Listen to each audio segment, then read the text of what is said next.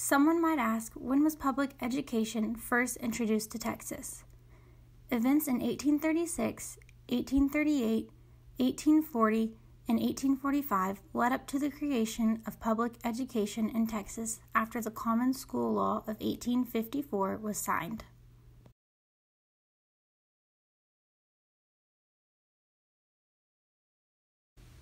A few famous people have made an impact on the history of public education in Texas, resulting in the introduction of public education to Texas.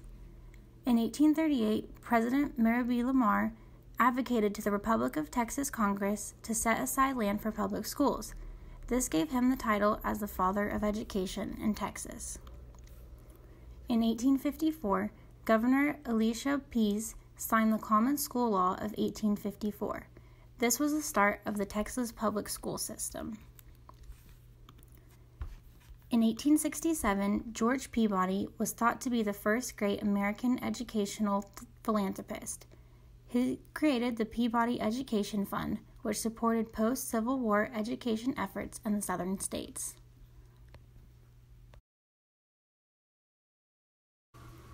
Overall, the major historical events that led to the establishment of public education in Texas included the Texas Declaration of Independence of 1836, Lamar's decision to set aside land for public schools in 1838, the signing of the Constitution of 1845, and the establishment of the Common School Law in the first Texas public school in 1854.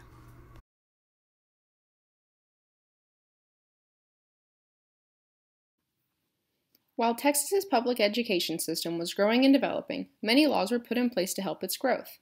Several of these laws included the Common School Law of 1854, which officially launched the Texas public school system. In the 1890s, many laws were enacted which granted cities more administrative freedom. By 1900, 526 independent school districts existed in Texas. Some of the most influential laws in Texas's public education system can be found in the Gilmer-Aiken laws. Enacted in 1949, the Gilmer-Aiken laws reorganized the public school system to make schools more efficient and better funded.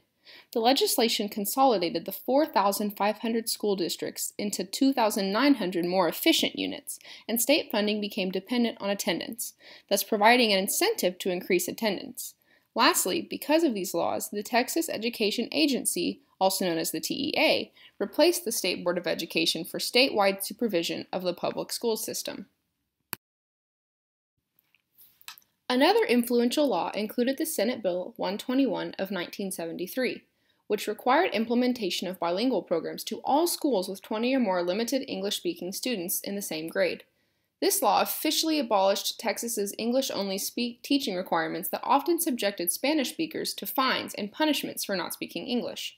Lastly, the Texas Bill 588 of 1997, commonly referred to as the Top 10% Rule, guaranteed Texas students who graduate in the top 10% of their class automatic acceptance to all state-funded universities.